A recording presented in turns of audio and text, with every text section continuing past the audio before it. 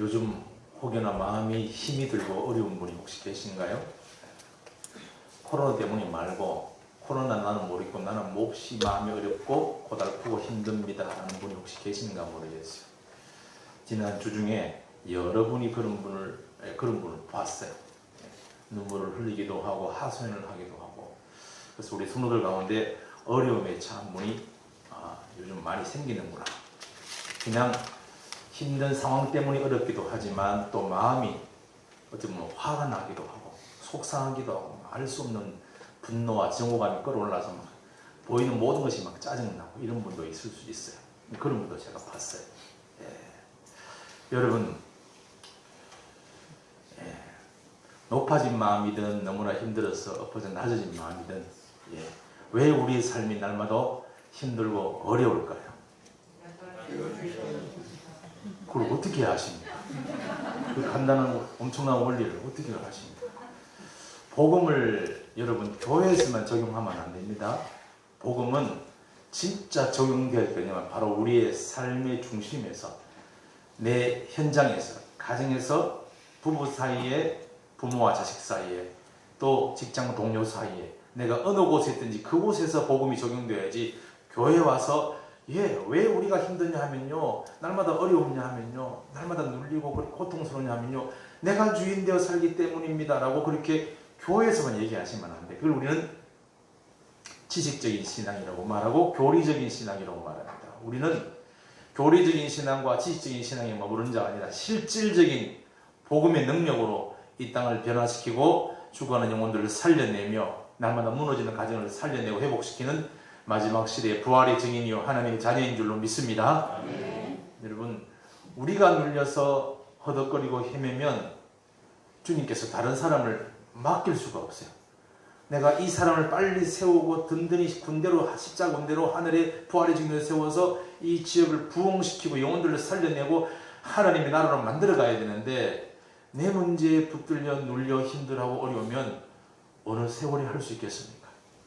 그래서 여러분 날마다 귀에 따갑도록 듣고 날마다 했던 건 요즘 제가 또 안 한 지가 좀 교회 되어가지고 제가 힘들어하는 사람들 마음이 또 막 높아진 사람들을 보면서 제가 요즘 복음을 또 많이 안 전했구나 그래 또 잊어버렸구나. 복음은 잊어버리면 안 됩니다. 반드시 무슨 일이 생겼을 때 복음을 딱 떠올리셔야 돼요. 복음은 뭡니까? 복음?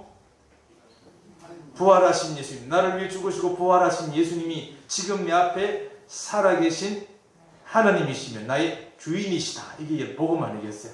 그래서 오늘 주보에 나와있지만 복음을 날마다 안 하고 빠뜨리고 지나갔더니 좀 이런 복음을 잃어버린 분이 계셔서 오늘 복음을 미리 하고 지나가도록 하겠습니다. 자, 여러분 도대체 왜 사는 것이 이렇게 힘겹고도 허무한 걸까요? 당신의 주인되고 하나님 되어서 살기 때문입니다. 아니, 누가 나의 주인이란 말입니까? 부활하신 예수님이 나의 주 나의 하나님이십니다. 그래요. 그러면 이제 어찌하면 됩니까? 내가 주인 되어 예수님을 믿지 않은 죄를 회개하고 예수님을 나의 주인으로 믿으면 구원받습니다. 아멘. 이 어려움에서 기가 막힌 문제에서 나를 고통에 빠뜨리는 이런 상황에서 주님이 나를 구원하십니다. 여러분 답이 없어 보여요? 원래 우리가 주인데 아무리 머리 굴려보고 막 계산해보고 막 뭘 밀어붙이고 계획해봐도 답이 없습니다. 그럴 때 우리는 누굴 붙냐? 이게 내가 주인되어 내 생각대로 나기 때문이구나. 내가 주인되어 내 감정대로 행했기 때문이구나. 여러분 그 누구의 어떤 사람의 형편과 상황과 여건 때문도 아니에요. 마귀의 역사 때문도 아니요. 단 하나입니다. 내가 예수님이 주인인 것을 놓쳤기 때문이에요. 제가 여러분에게 예수 믿지 않았기 때문이라고 말하면 무슨 소리 나 예수 믿고도 예수님 내 주인으로 고백하거든요 라고 말하는데 그래서 조금 유화시켜서 예수님이 주인인 걸 내가 잊어버렸고 놓쳤기 때문이다 라고 제가 몇 번 표현을 했습니다. 근데 여러분 예수님을 아예 처음부터 안 믿는 사람 내가 주인 되어 예수님 아예 처음부터 안 믿는 사람이나 예수님이 주인으로 영접하고 예수님을 그렇게 믿었고 고백했다가 그걸 놓친 사람이나 그 고통의 크기는 똑같습니다.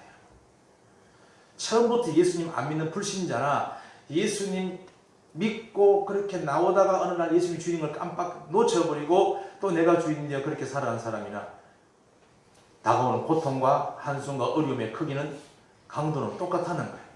그러므로 우리는 뭐라 그러냐? 그럴 때마다 이렇게 돼. 예수님을 놓쳤다 아니라 예수 믿지 않았습니다. 이렇게 말해요. 그리고 우리는 뒤집어서 내가 주인 되어 있기, 불신자도 내가 주인 되어 있고 믿는 자도 내가 주인 되어 있어요. 그 순간만큼은 내가 주인 되어 있으면 힘들 수밖에. 이거는 너무나 간단하고 너무나 명료한 복음입니다. 마음이 힘들어요? 그 누구 때문도 아닙니다. 내가 주인 되었기 때문에. 아니, 주인이신 예수님을 놓쳤기 때문에. 더 심하게 말할까요? 내가 주인이기 때문에. 다시 말해서 예수 믿지 않기 때문입니다. 혹여나 너무 추우면 여러분 에어컨 꺼도 됩니다. 그리고 마스크 보고 기침들은 다 안 하시니 감사해요. 자, 여러분, 우리가 날마다 힘들고 어려울 때 잘 기억해야 할 것은 누구 때문도, 어떤 상황 때문도 아니요. 내가 주인 되었기 때문에, 예수 믿지 않기 때문에, 주인이신 예수님을 놓쳤기 때문입니다. 부활하신 예수님, 단순히 성경의 지식으로, 교리로 예수님 죽음과 부활을 그렇게 받아들이지 마시고 부활은 실제 역사적 사실인 줄로 믿습니다. 제자들이 그걸 목격하고 귀신이거나 영이거나 했는데 진짜로 확인해보고 만져보니 이분이 진짜 살아난 사건을 눈으로 확인하고 목격해버린 거예요. 그래서 나가서 이야기하기 시작했습니다. 예수님이 정말로 살아나셨다. 이분이 고로 구약의 예언을 이루신, 예언대로 오신 바로 그 전능하신 하나님, 영존하신 아버지, 평강의 왕, 바로 이분이 하나님이시다. 우리를 창조한 주인에게 네가 주인 되어 살아온 죄를 회개하고 예수님을 주인으로 믿으라. 쉽게 줄여서 주 예수를 믿으라. 그러면 그분이 네 인생의 문제에서 너를 건져내준다. 구해준다. 그래서 구원받는다라고 얘기하죠. 따라합시다. 주 예수를 믿으면 구원받습니다. 구원받습니다. 이거는 당연한 겁니다. 이건 진리입니다. 이 간단한 진리를 놓쳐버리면 또 문제 속에 헤매거나 힘들거나 마음이 고통스러워질 수밖에 없는 것이죠.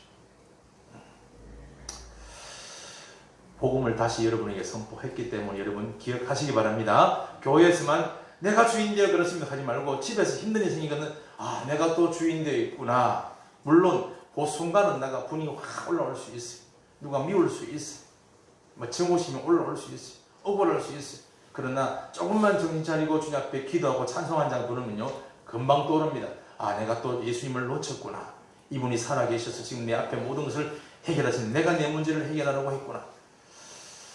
그냥 여러분 주님께 맡기고 나는 주 안에서 기도하고 찬양하고 다 그렇게 엎드려 있으면 그때부터 누가 하시냐면 주님이 하시는 줄로 믿습니다. 아멘. 여기 실제로 여러분 날마다 이걸 누려야 돼요. 실제 날마다 이걸 목격하셔야 돼요. 교회 안에서 예배 드릴 때는, 성경 공부할 때는, 성경 읽을 때는 하나님이 살아계십니다. 그분이 모든 걸 하시고 모든 걸 주인이시고 풍성하게 채우시는 주님입니다. 그러나 딱 현실에 딱 부딪혀가지고 할 때는 우리가 물질이 없습니다. 그래서 못합니다. 이게 여러분 너무나 괴리감이 큰 거예요. 이제 우리 그런 신앙에서 벗어나야 됩니다. 현실에서도 말씀 들을 때뿐 아니라 현실에서도 주님이 지금 살아계십니다 라고 여러분 선포하시는 우리 모두가 되기를 간절히 축원합니다. 자, 엄마가 아이들 둘이를 이제 큰아들 작은아들 앉혀놓고 이제 맛있는 과자를 만들고 빵을 칼퇴를 구웠어요. 구워가지고 그래서 이제 아이들한테 주려고 이제 열심히 만들고 있는데 큰아들하고 작은아들하고 아들 둘이는 얼마나 또 다투고 싸웁니까? 그래서 내가 먼저 먹겠다, 내가 많이 먹겠다, 벌써 구워내놓지도 않는데 벌써 막 다툼이 벌어진 거예요. 그래서 참 애들 둘이 키우기 참 힘들다. 아직 구워내지도 않는데 벌써부터 먼저 먹겠다고 욕심을 부리고 싸우네. 그래서 엄마가 탁 떠올라 좋은 방법, 여기서 내가 좋은 말씀을 가르쳐야겠다. 그리고는 구워내기 전에 탁 감춰놓고 이제 아들 둘이 앉혀놓고 말하는 거예요. 잠깐 스톱. 만약에 지금 이 자리에 예수님이 살아서 옆에 계셔서 너희 앞에 보고 계신다면 주님은 아마 이렇게 말씀했을 거야. 나는 늦게 먹어도 되니 내 형제로 먼저 배불리게 하시라. 그렇게 하실 것이다 라고 하니까 큰아들이 갑자기 한 말이, 형이 예수해. 딱 이렇게 말하더라고요. 형이 예수하라. 나는 예수 필요 없으니까 나는 맛있는 거 먹겠다. 먼저 욕심이 꽉 차니까 예수가 뭐고 다 날아가 버리는 거예요. 여러분 요즘 아이들이 그래 하죠, 그죠? 맞죠? 뭘 하면요, 그래 네가 예수해, 네가 하나님이야, 난 이거 먹을래, 난 이거 취할래. 이게 보편적인 아이들의 반응입니다. 여러분 어른들은 안 그런 줄 아세요? 어른들도 밖에 나면 그래 네가 예수해라 나는 그냥 여기서 먹고 살란다 이런 반응 보이는 분이 사실적으로 많습니다. 이 신앙이 바닥에 다 보이는 거야. 그리고는 안타깝게도 세상을 따라가죠. 여러분 잘 돌이켜보세요. 평상시에 내가 하고 말하고 행하는 모든 것에서 내가 진짜 예수 믿는 사람인가 아니면 그냥 지식적으로 교회 다니는 종교인인가 이런 생각을 깊이 하셔야 돼요. 내가 이렇게 살면서 내가 당연히 천국이겠지라고 오해하시면 안 된다고 말씀을 드렸습니다. 이 문제에 좀 깊은 문제니까 차후에 몇 주 후에 제가 좀 심각하게 말씀을 드리도록 할 거예요. 자, 이 세상에 코로나가 발생하고 닥쳐온 이유는 한 가지라고 그랬습니다. 인간의 욕심 때문이다 그랬습니다. 우리에게는 하나님께서 왜 이런 상황을 허락하셨는가? 코로나 때문에 예배당을 다 비워야 되고 어떤 때는 말이죠. 예배당을 폐쇄당하기도 하고 아예 모이지도 못하게 하는 이런 상황이 발생했는가? 예, 이 땅에 전부 다인 것처럼 기념비를 막 세우는 거예요. 이 땅에 예배당 큰 예배당 기념비를 막 세운다 그랬죠. 예, 이미 말이죠. 눈에 보이는 예배당 건물은 성전이 아니라고 말씀을 드렸습니다. 그럼에도 불구하고 다시 교회가 교황이 들어서고 인정을 받았을 때 제일 먼저 한 게 예배당을 세우는 일이었어요. 그전에는 예배당이 없었습니다. 예수님 시대에 초대교회는 건물이 없었습니다. 그냥 회당이 한 번씩 모이기도 하고 밖에서 광야에서 모였죠. 근데 AD 313년에 콘스탄티누스 황제가 로마의 황제로 해서 국교를 기독교로 탁 인정을 하고 그다음부터 한 게 뭐냐면 예배당을 세우기 시작했어요. 그때부터 타락의 일로를 가기 시작했어요. 기독교가. 그래서 여러분 엄청나게 돈을 많이 거두고 심지어는 뭡니까? 면죄부를 하는 그런 뜻도 보다 못한 이 정서를 발행해가지고 돈 받아가기를 팔아가 그 돈으로 예배당 큰 성당을 막 지었어요. 근데 그 성당이 지금은 어떻게 했어요? 텅텅 비었다 그러죠. 텅텅 비고 어떤 데는 술집으로 팔려가지고 밖에는 예배당에 들어가면 안에 술집으로 이렇게 유럽에는 그렇게 많습니다. 그래서 성전 예배당이 아니다. 성전은 바로 너와 나 주 예수를 내 안에 주인으로 모신 성령이 임하신 바로 네가 예배당이고 네가 교회고 그런 사람이 모인 공동체가 교회다라고 마치 종교개혁이 일어나가지고 그렇게 다 진짜 교회가 무엇인지를 선명하게 선포했음에도 불구하고 또 언제부턴가 또 예배당을 막 짓기 시작했어요. 그러면 벌써 타락으로 가는 길입니다. 물론 장소가 필요하겠죠. 비 안 맞고 예배를 바르게 드릴 수 있는. 그러나 그곳에 우리의 것을 집중하게 되는 일이 벌어질 때 결국은 그거를 세우기 위해서 많은 재물이 필요하고 유지하기 위해서 수많은 천문학적인 돈이 들어가고 그게 타락의 길로 가는 거예요. 주님께서 그것을 야단치시는 것이죠. 왜 목회자마다 전부 다 그런다 그랬어요? 뭐요? 기념비를 하나 남기고 싶은 거예요. 정치인들도 자기 시대가 들었으면 뭔가 업적을 남기고 싶어서 내 이름을 떨치고 싶죠. 후대에. 그래서 기념비를 남기고 싶어요. 목회자가 자기 이름 광개토 대왕비처럼 목회자가 자기 비를 세울 수 없지 않습니까? 그래 세우는 게 뭐예요? 그게 예배당입니다. 여러분. 예배당. 주님께서 그것을 적나라하게 보여주는 사건이 바로 이 코로나 사건입니다. 그 큰 예배당 한순간에 문 닫아가 텅텅 비어버립니다. 몇십 명이 모여서 그 대규모 예배당에서 예배를 드리는 모습 보면서 무엇이 잘못된 걸 빨리 정신을 차려야 됩니다. 자, 인간 모든 보편적인 사람들은 욕심, 이 땅의 크리스찬들은 이 땅에 뭘 기념비를 세우고 싶은 것. 그래서 여러분 기념비를 세우려면 어디다 세우라 그랬어요? 사람들의 마음의 기념비를 세우라 그랬죠. 어떻게 사람들의 마음의 기념비를 세울 수 있습니까? 기념비적인 삶을 자기 맡은 자리에서 어려운 자를 위해서 가난한 자를 위해서 헐벗고 굶주린 자리에서 묵묵히 그렇게 물질과 내 삶을 봉사와 구제를 하게 되면 그게 바로 기념비적인 삶입니다. 그럴 때 그 사람들의 마음의 기념비가 저절로 세워집니다. 역사가 평가한다 그랬죠? 우리는 눈에 보이는 기념비를 세우기에 아동바동하는 삶이 아니라 정말로 사람들 마음에 기념비를 세우는 그런 기념비적인 삶을 사는 성도 되기를 축복합니다. 자, 그런데 여러분 아무리 그렇게 얘기를 해도 그게 잘 안 돼요. 순식간에 또 보이는 세상으로 또 막 마음이 달려가고 순식간에 보이는 것에 욕심을 내게 되고 그거 없으면 염려 의심하고 있으면 또 욕심을 부리고 그게 우리 인간의 마음이라 그랬죠. 여러분 교회 다닌다고 일평생 교회 다니고 중직이 되고 목회자가 아니라 목사 할아버지가 되어도 여러분 이 땅이 전부 다인 줄 알면 이 땅에 쌓을 수밖에 없어요. 예. 심지어 말이죠. 곧 종말이 오니까 저 영원한 세계 천국에 갑시다. 천국 얘기를 하면서도 이 땅에 막 쌓아두는 자들이 있었죠. 종말론자들 있지 않습니까? 1992년도입니까? 예. 종말 온다고 이제 세상은 끝이고 영원한 천국에 갑시다 그래가지고 사람들이 집 팔아 논 팔아 다 바쳤더니만도 정작 그 인생들은 그 돈을 모아 땅을 사놓았어요. 아니 종말인 땅을 왜 사놨어요? 이 이단들이 하는 짓들입니다. 이게 종말론 다미순교라고 있었죠. 예전에 이단들입니다. 여러분 천국을 얘기해도 천국이 실제가 아니고 이 땅이 전부 다이면 여러분 그 돈 받아가 땅 사놓는다니까요. 허짓합니다. 그래서 여러분 이 땅이 욕심의 마음에서 사라져야 하는 줄로 믿습니다.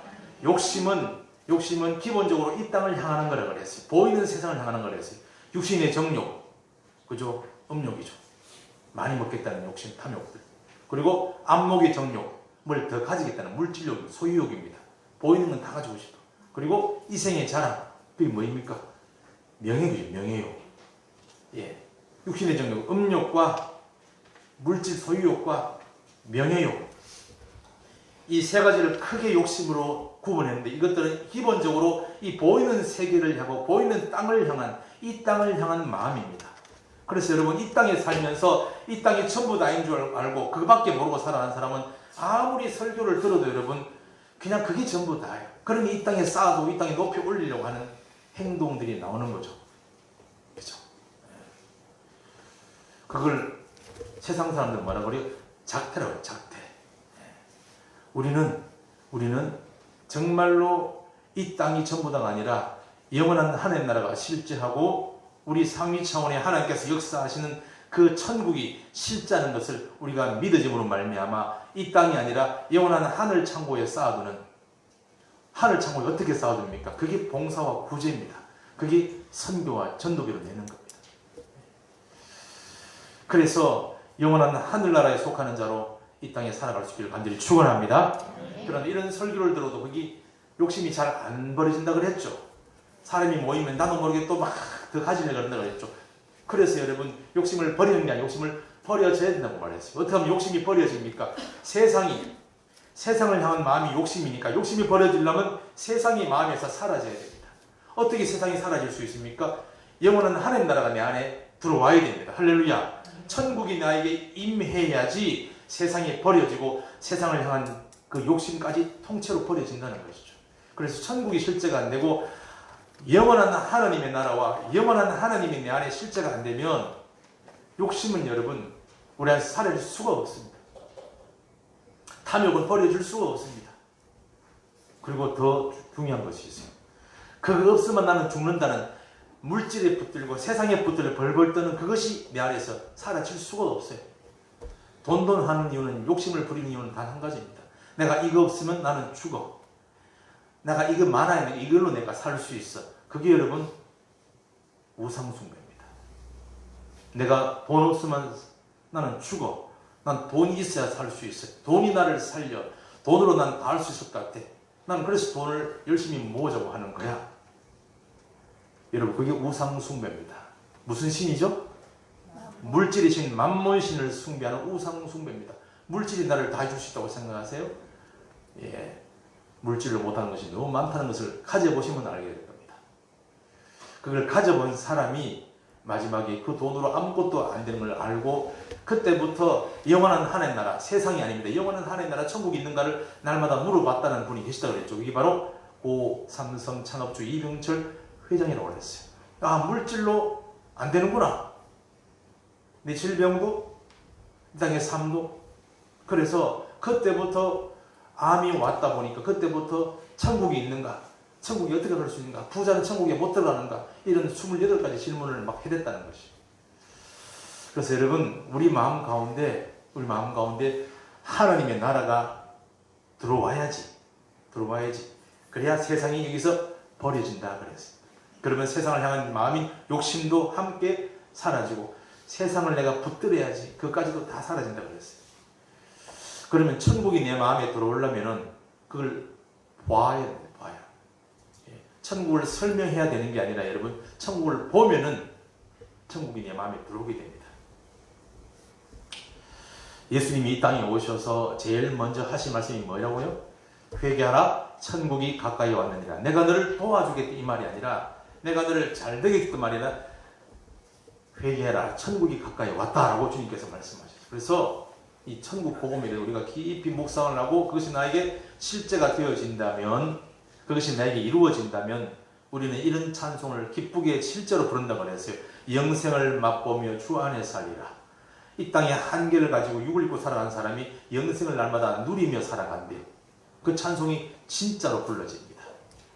내가 그저 이 땅에 몸을 입고 살아가지만 하늘의 영광 보리로다. 날마다 하늘의 영광을 본다는 것이죠. 그죠? 이 세상에서 내 영혼이 하늘의 영광 누리로다. 날마다 이 찬송이 우리에게 실제가 되기를 간절히 축복합니다. 자, 영원한 나라 천국이 우리에게 실제가 되고 그것이 선명하면 말이죠. 이 세상은 희미해집니다. 근데 우리 앞에는 뭐가 선명해요? 세상이 선명하고 세상 끝들이 선명하니까 천국이 너무나 묘연하고 희미한 거예요. 그래서 제가 관심을 좀 가지시라. 천국을 소유하기 위해서, 하나님의 나라가 내 안에 이루어지기 위해서. 그래서 날마다 천국은 침노한 자이고 욕심내는 자의 것이니까 천국을 욕심내고 침나는 자, 그래서 날마다 기도하고 묵상하고 주님 나에게 천국이 이루어지게 하옵소서. 그러면 주님의 놀라운 은혜를 체험하게 돼요. 영적인 세계 주님을 만나게 됩니다. 만나게 되면 내 안에 천국이 그 순간에 이루어집니다.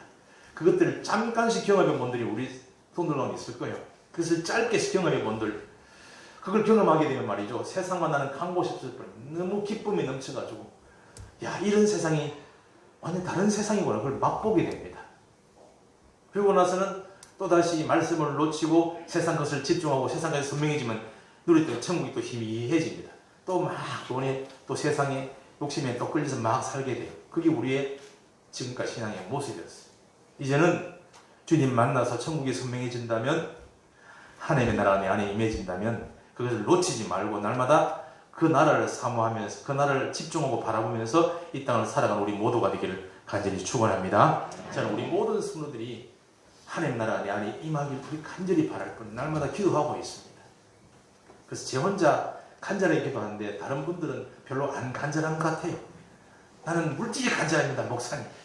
나는 건강이 간절하고 사업이 간절하지 난 천국은 모르겠어요. 여러분, 맨날 그러면 그 안에서 붙들려 자유 없이 막 붙잡혀 살 수밖에 없는 것이 우리의 운명입니다. 목사님도 사업해보세요. 날마다 천국을 그리워지는 것. 예, 저도 사업해봤습니다. 목회 사업해봤습니다. 2번 목회 사업 실패하고 나서는 다 내려놨습니다. 오직 주님밖에 없어요. 주님 어떻게 하면 되겠습니까? 하고 묻들어 주님 앞에 엎드려 주님 나에게 저에게 오셔서 만나주시고 그 순간에 제 안에 회개와 천국의 역사가 이루어진 줄로 믿습니다. 그리고는 세상과 다 나빠졌어요. 그리고 절대로 천국을 놓치지 않게 지금도 매일 말씀하고 기도하고 주님 앞에 나아갑니다. 그걸 보이지 않는 영원한 세계에 접속한다 하고 제가 지지난 몇 주 전 수요일에 말씀을 드렸어요. 찬송과 기도는 여러분 그냥 교인이니까 당연히 해야 되는 의무가 아니라 보이지 않는 영원한 세계에 접속하는 시간입니다. 천국이 우리 앞에 있는 줄로 믿습니다. 보이는 세계도 있지만 보이지 않는 세계가 지금 존재한다고 제가 말씀을 몇 번 드렸죠. 맞죠? 예.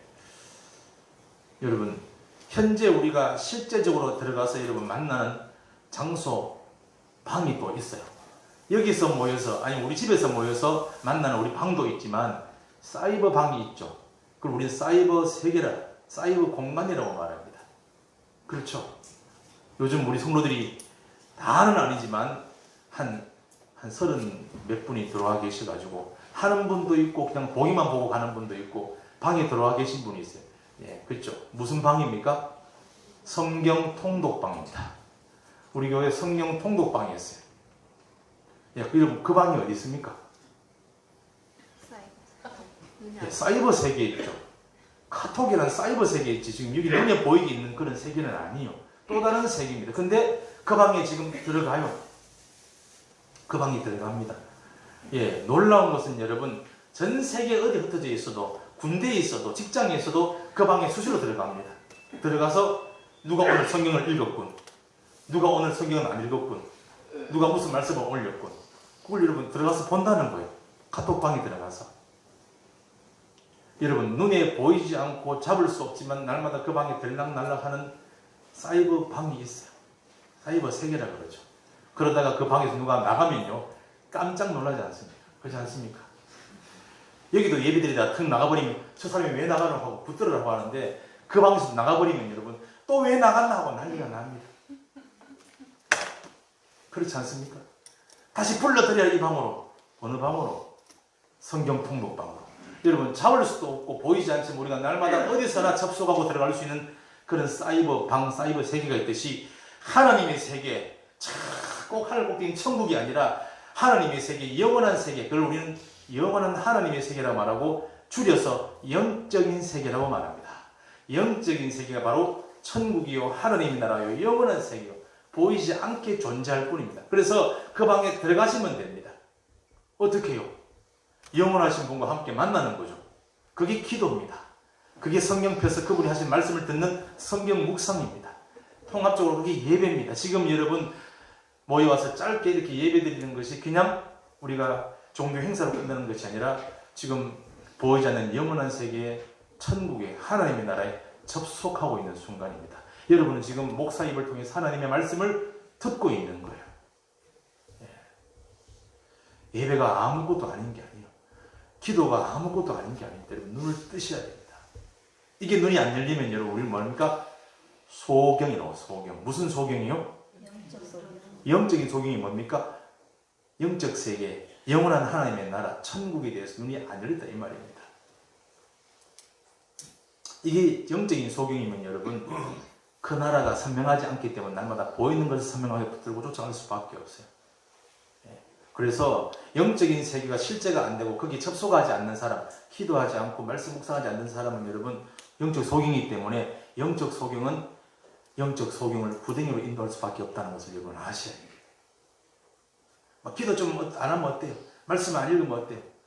성경 통독방에 들어와서 말씀은 안 읽고 구경만 하는 분이 계신 분이 들어있어요. 그 방에 이름만 올려놓고.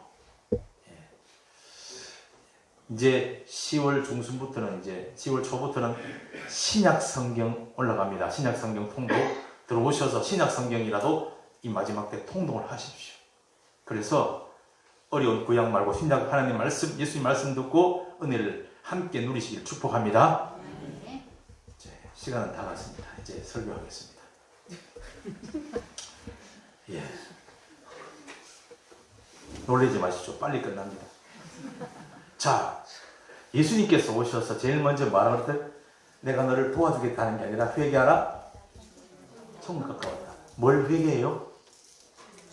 네가 주인 되어서 예수님을 믿지 않고 하나님이 주인이 아닌 네가 주인 되어서 살아온 죄를 회개하고 예수님을 주인으로 믿으라. 그게 여러분 회개하라. 회개하고 복음을 믿으라. 그러면 천국이 가까이 온 천국이 바로 너희 안에 들어올 것이다 라고 말합니다. 그럼 너는 천국에 속한 자가 될 것이다 라고 말합니다. 자, 예수님께서 그렇게 말씀하시면서 이제 이 말씀을 선포할 때 사람들이 들을 수 있는 사람과 듣지 못하는 사람에 대해 분류를 해놓으셨어요. 예를 들어가지고 무슨 비유로 오늘 나온 씨 뿌리는 비유. 이 씨 뿌리는 비유를 통해서 예수님께서 천국이 어떤 사람의 마음에 임하는가, 천국이 너희 안에 임하면 끝나버리는데 게임 끝인데 어떻게 임하게 되는가, 어떤 사람 마음에 임하게 되는가 해서 이 얘기를 하고 계신 거예요. 씨 뿌리는 비유로. 여러분, 씨와 밭이 있습니다. 씨는 밭에 뿌리죠. 씨는 뭐예요? 말씀이죠. 밭은 뭐예요? 우리 마음이죠. 그래서 하나님 말씀을 뿌릴 때 받는 마음이 씨와 밭으로 비유하고 있습니다. 그런데 오늘 정확하게 여러분 아셔야 돼요. 그냥 이 말씀 저 말씀이 아니고 주님께서 무슨 말씀을 뿌린다라고 당신이 입으로 말씀하셨어요. 무슨 말씀을 뿌린다고요? 그런즉 씨 뿌리는 비유를 들으라. 시작. 아무나 천국 말씀을 듣고 깨닫지 못할 때에는 악한 자가 와서 그 마음이 뿌려진 것을 빼앗나니 라고 나옵니다. 무슨 말씀이요? 천국 말씀이 천국 복음입니다. 하느님의 나라입니다. 영원한 세계입니다. 줄여서 영적 세계에 대한 말씀을 주님께서는 주구장창하는데 수많은 사람들은 오로지 먹고 사는 것 붙들린 육의 사람으로 머물러가지고 그 말씀이 귀에 안 들어오는 거예요. 그냥 아무 말씀이 아닙니다. 영적 세계, 영원한 하나님의 나라, 천국 복음을 선포하는데 그 말씀을 듣고 깨닫는 자는 천국이 임해서 기쁨이 넘쳐가 막 삽니다. 근데 그 말씀이 귀에 안 들어오는 사람도 있어요. 그래서 여러분 아무 말씀을 듣는 게 아니라 영적 세계의 말씀, 천국에 관한 말씀을 듣는 겁니다. 천국 복음을 뿌렸을 때에 그러면 어떤 사람이 그 말씀이 받아져 가지고 열매를 맺고 풍성한 결실을 하게 기쁨으로 이 땅에서 그렇죠? 이 땅에 살면서 하나님의 영광을 보리로 그런 찬송을 하면서 사는 사람이 되는가라는 것이 오늘 4가지 밭이 나오죠. 이 설교는 하도 많이 들어가지고 짧게도 다 합니다. 맞죠? 첫 번째 어떤 밭입니까? 돌밭 아니죠? 저 있잖아요 빨갛게. 길가입니다. 길가. 길가는 밭이 아니에요. 그냥 길뿐이요. 밭 옆에 있는 길이죠. 여러분 길가는 여러분 씨앗이 뿌려질 때 어떻습니까? 씨앗이 안 들어갑니다. 그냥 위에 얹혀버리죠. 얹혀버려요. 왜요? 너무 딱딱하고 굳어가지고 말씀이 아예 들어가질 않습니다. 어떤 사람이라고 우리 얘기할까요? 천국에 관한 영원한 세계에 관한 말을 탁 던져버리면 말이죠. 마음이 완악해가지고 마음이 굳어가지고 그런 말도 안 되는 네가 천국 가봤냐 내가 아직 받아들이지 않고 튕겨내버리는 사람입니다. 씨앗을 뿌리면 씨앗이 막 튕겨나와버려요. 퉁퉁 튕깁니다. 그리고 얹혀있어요. 얹혀있어요. 그런 사람에게 영적 세계 이야기하고 영적인 원리에 대해서 말하고 영적인 진리를 말하면 여러분 안 심겨 들어가게 얹혀버립니다. 바람 불면 날아가 버리고 뭐라 그럽니까? 악한 자, 마귀죠, 마귀. 벌써 예수님께서 앞에 이미 4가지 얘기했고 그것을 지금 설명하는 장면이 여기 나옵니다. 길가는 뭐냐? 천국 말씀이 뿌려졌는데 그게 얹히고 들어가 심겨지지 않는다. 왜? 워낙에 마음이 완악하고 고집스럽고 우린 이걸 뭐라 그래요?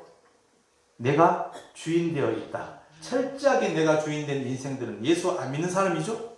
그렇죠. 그러니 말씀이 청 뿌려져도 여러분 그냥 튕이 나가버립니다. 그런 말도 안 되는 쓸데없는 얘기를 하지 마라 말이지. 먹고 살기도 바쁜데 무슨 천국 네가 죽어봤냐? 네가 하나님 봤냐? 보여주면 내가 한번 생각해보지 이래가지고 아예 말씀을 안 받는 사람이 이걸 길가라 그래요. 하도 많이 밟혀가지고 딱딱해진 이런 밭입니다.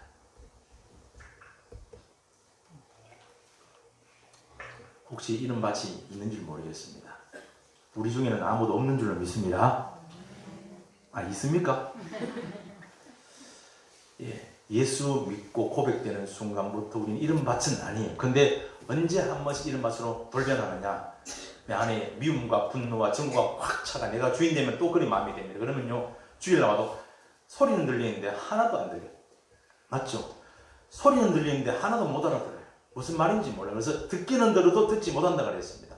내가 주인 되어 마음이 딱딱해져 굳은 마음이 있으면 내가 예수 믿은 사람인데 어느 순간에 마음이 또 화가 나고 분이 나고 마음이 확 닥쳐버려가지고 딱딱해져 버리면 이 길가하고 똑같은 마음이 되는 거예요. 그러면 설교가 선포돼도 여러분 40분 동안 들어도 하나도 무슨 말인지 못 듣습니다. 그냥 집에 갑니다. 그 순간 그렇게 되는 거예요. 나는 지금 이 순간에 길가밭이냐 아니면 길가밭이 아니냐 먼저 나를 점검해 봐야 됩니다. 오늘 보니까 그런 분은 아무도 없는 것 같아요. 잘 들으십니까? 완전 불신자입니다. 그리고 어떤 때는 내가 불신자의 모습으로 올라갈 수도 있어요. 두 번째, 자, 이거 길가밭 그림을 나중에 보여드려요. 길가밭. 자, 저런 데는 씨앗이 들어갈 수가 없다는 것이죠.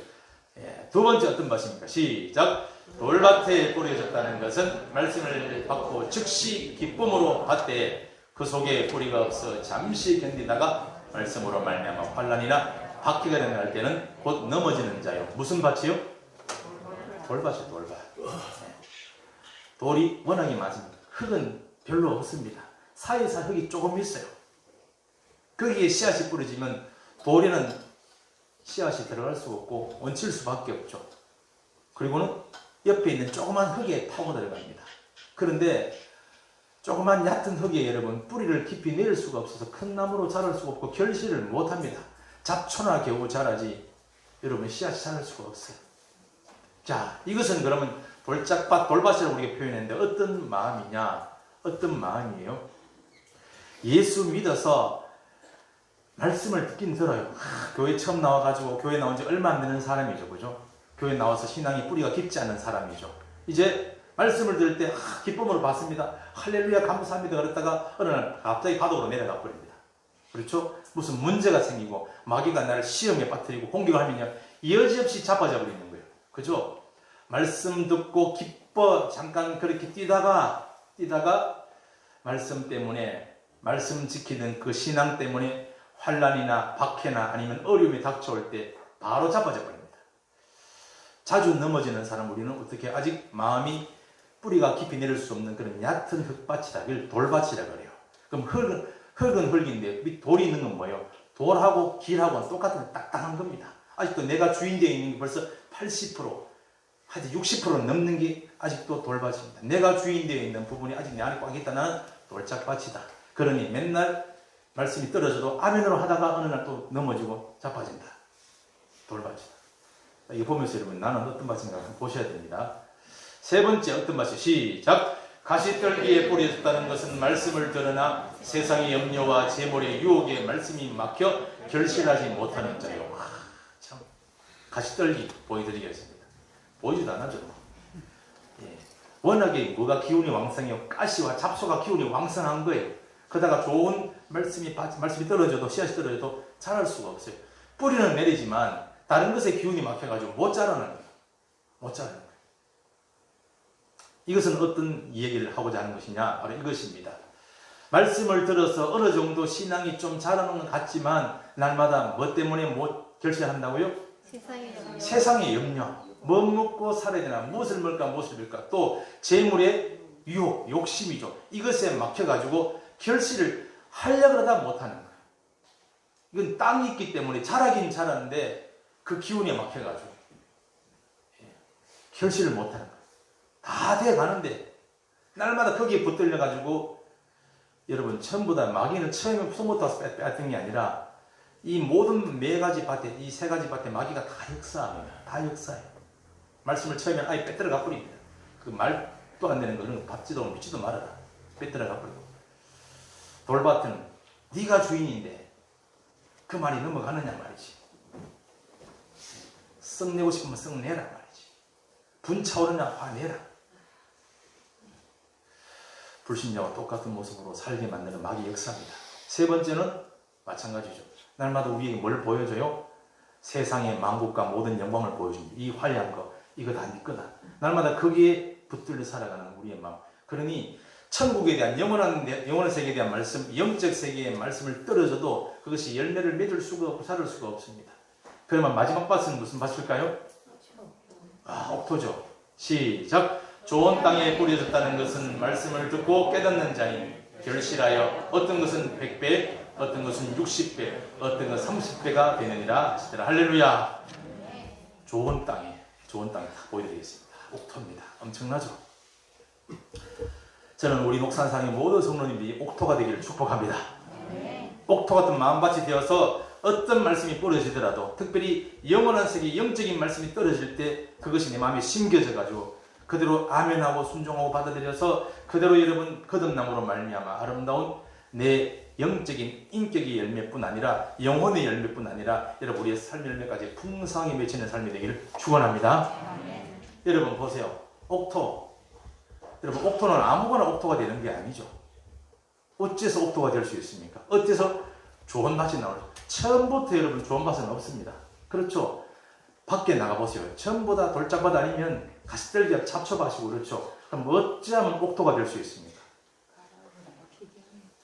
딱딱한 길가를 옥토로 만들면 어떻게 해야 됩니까? 꽃갱이로 막 파헤쳐야 돼요. 찍어가지고 파헤쳐야 됩니다. 돌짝밭은 어떻게 옥토로 만들 수 있어요? 호미로 찍어가지고 다 돌을 골라내야 됩니다. 가시떨기밭은 어떻게 옥토를 만듭니까? 낫으로 비내고 막 패내고 막 잘라내고 뽑아내고 엄청납니다, 여러분. 그래서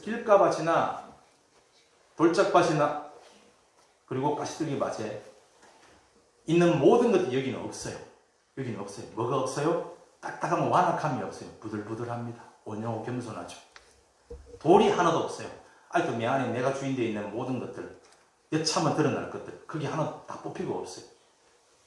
그리고 재물에 대한 염려, 근심, 이런 뭡니까? 욕심, 이런 가시떨기가 아예 없어요. 하나도 없죠. 그냥 보슬보슬한 잘 정돈된 씨만 심으면 바로 날 것 같은 그런 밭이 되죠.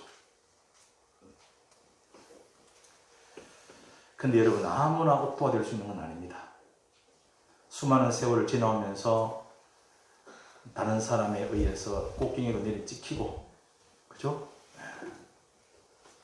호미로 막 회비파는 그런 고통을 다 감내하고 잘려나가는 아픔과 눈물의 시절을 겪어야 그제야 옥토가 될 수 있습니다. 그냥 덜렁덜렁 살아왔다고 내가 옥토가 되는 건 아니에요. 그리고 내가 아픈 상처를 많이 겪었다 해도 옥토 되는 건 아닙니다. 그 수많은 아픔과 고통과 한숨 속에서 어떻게 옥토가 되는가? 마지막에 바닥을 내리쳐서 나는 아무것도 아닙니다. 주인이 사라지는 거, 주님이 주인인 거예요. 나는 아무것도 내 힘으로 못합니다. 나는 아는 것이 아무것도 없습니다. 나는 죽을 죄인입니다. 회개하고 예수님이 나의 주님이십니다라고 그렇게 비로소 회개하고 거듭나는 자, 그래야 여러분 옥토가 될 수 있는 거예요. 상처를 많이 받은 사람은요, 상처가 더 많아가지고 건드리면 막 튀어나옵니다. 쓴뿌리가 있어가지고 뿌리 다 뽑혀요. 언제 뽑혀요? 진정한 회개가 있을 때, 인생의 바닥을 치고 내가 아무것도 아님을 정확하게 알고 내 힘으로는 아무것도 못하는 존재임을 뼈저리게 알고 주님 앞에 회개하고 엎드리는 자가 진짜 옥토가 될 수 있어요. 나는 상처와 아픔을 너무 많이 겪었는데요. 그러면 이제 내 안에 뭐인 줄 아세요? 어마어마한 무슨 독이 막 막 품어있어요. 건드리면 독이 막 뿜어져 나옵니다. 여러분, 옥토 아닙니다. 여러분, 옥토 아니에요. 돌이 큰 게 들어가 있어요. 그걸 다 뽑아내야 됩니다. 여러분, 지금까지 살아오면서 꽃갱이로 내리찍히는 아픔을 겪고 호미로 다 파헤쳐지는 그런 고통 지나왔고, 그리고 잘려지고 파헤쳐지는 뿌리가 뽑혀지는 그런 통증과 눈물과 한숨의 세월을 지나오셨습니까? 그대로 머무르지 마시고 이제 그 장소에서 주님, 나는 아무것도 아닙니다. 내 힘으로는 아무것도 못합니다. 나는 죄인 중에 괴수일 뿐입니다. 라고 회개하시고 주님 앞에 엎드리시면 그제서 옥토가 될 수가 있는 줄로 믿습니다. 그런 밭에 비로소 하나님 말씀이 뿌려질 때 아멘으로 받아들입니다. 아멘, 나는 그거밖에 없습니다. 여러분, 이런 마음을 뭐라 그러냐? 심령이 가난한 자라고 표현합니다. 심령이 가난한 자. 낮은 자가 나는 아무것도 못합니다. 제 간증을 너무나 많이 하지는 않겠습니다. 제가 내 힘으로 할 수 있다. 7.8기 2번, 3번이라서 막 달렸는데 계속 하나님께서 바닥으로 내리 꼽았어요. 그 엎드리신 장소에서 나는 아무것도 못해. 그만 죽었으면 좋겠습니다. 목회를 그만두고 싶습니다. 목사가 그런 생각까지 갔을 때 주님께서 비로소 보여주셨어요. 네가 어떤 존재인지. 그리고 제가 진짜로 회개하고 예수 그리스도를 내 주로 비로소 고백했습니다. 그랬더니 신기한 일이 벌어졌어요. 그때부터 천국이 임해가지고 그 하나님의 나라가 내게 임해가지고 얼마나 기쁨이 넘치는지. 저는 사실 여러분 그렇게 오래 살고 싶지 않습니다. 주님 나를 쓰신다면은 그냥 부지깽이로 써가지고 몇 명 살려내고 영혼들 건져내고 그냥 빨리 들어가면 좋겠다, 그런 마음이 들어. 이 땅에 별로 미련도 별로 없습니다.